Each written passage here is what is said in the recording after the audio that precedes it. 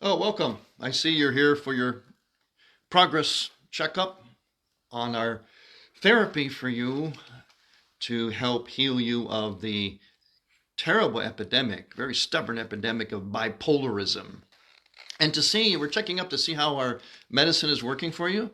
Again, it's not a pharmaceutical, it's called spirituality.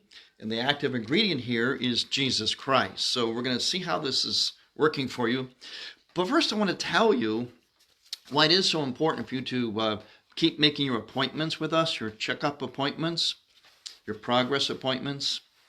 Because one of the devastating effects of this disease of bipolarism, which has just taken hold of America, very stubborn disease, we're doing the best we can, but we do believe this is the remedy, spirituality, is that it creates symptoms of cruelty and what you might call ruination even of people's reputation. It's a very unfair, aggressive disease. And I'm going to give you a case example. We study these cases throughout the country. One of the most famous cases I can point to help you understand how devastating this disease can be and why you have to keep treating it is in the case of a well-known priest, evangelizer for the church. His name is Bishop Robert Barron. The case is this. Some time ago, he was talking about the existence of hell, as opposed to heaven. And he made the statement that we have, quote, a reasonable hope that all might be saved. A reasonable hope. Now, for those who were stricken with the bipolarism, what they did, and this is very characteristic, is they equated another term with the word hope that has nothing to do with hope. They equated his statement of hope with certainty, and they went ballistic on him. In fact, he's still trying to defend himself about that. Not so much defend, because he did nothing wrong, but to clarify. He's trying to cut through the bipolarism. It's been very difficult for him. Those stricken with the disease still don't understand.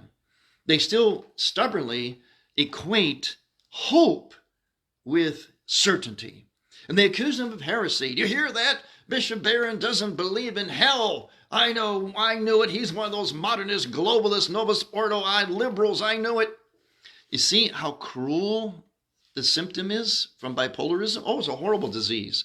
And then this ruins his reputation. Reputation to a priest is priceless. So it's a nasty disease with nasty, nasty results.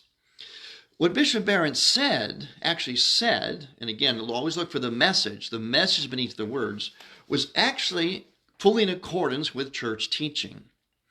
Because you see, the church, especially our Byzantine Catholic Church here at our Real Health Clinic, prays for the deceased constantly. Why? That's called hope. In hope that they are saved, no matter who it is. We pray for their soul, because unless you're a canonized saint proclaimed by the church, not you or me, the church, unless you're a canonized saint, we don't really know who's in heaven or who's in hell, or if anyone's gone to hell. We don't know. And yes, a loving God, it's hard to believe with a loving God that he would cast anyone into hell. Yes. However, it is still a teaching of the church that there is heaven and there is hell. But it is also the teaching of the church, and the church demonstrates that by her prayer, that we pray in hope that everyone is saved. Hope is not certainty.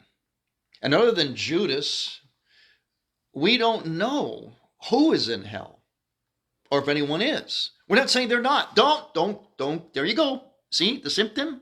You're going bipolar on me. But when I say we don't know, I did not say we're denying. We're saying that no one is hell. Did you understand that? I know it's hard because you get the bipolar disease. I'm demonstrating the symptom and why it's so important to cure this disease and why we're working so hard at this Real Health Clinic with our medicine of Jesus Christ to cure this disease. You see how cruel it is. You're probably ready to jump through this camera here and wring my neck because you thought I was saying, oh, there's no hell. And that no one is in hell. I didn't say that, did I?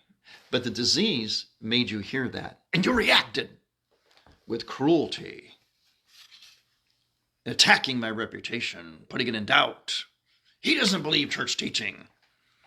Same thing happened to Bishop Barron. It can happen to all of us. What this medicine does, because the active ingredient here is Jesus Christ, it helps us to listen to people without bias and prejudice. In other words, divest ourselves of ourselves. Dying to self is a huge ingredient in this medicine. Being present to the person, really hearing what they're saying, trying to especially get their message. Bishop Barron's message was hope and prayer. It was not heresy. It was not a certainty statement. It also helps us to then try to ask the person charitably, without judging, without jumping down their throat and ruining their reputation. It asks them to please clarify if there's something that we find confusing or maybe disturbing. Maybe it's how we misunderstood, how we're interpreting it. You see the charity in this? It doesn't beat on somebody, it doesn't brutalize and bully them, it doesn't ruin their reputation. Isn't that how we should be living? I assume that's how you want to live. That's why you're coming to our clinic, because you don't want to live this bipolarism. It makes us anxious and mean and aggressive and all that of sorts. So we need to get pharmaceuticals and calm us down. Pill. I'm sure you'd rather not have to take those pills, right? Just take the medicine of spirituality, the active ingredients of Jesus Christ. Okay, before you leave, make an appointment for your next checkup.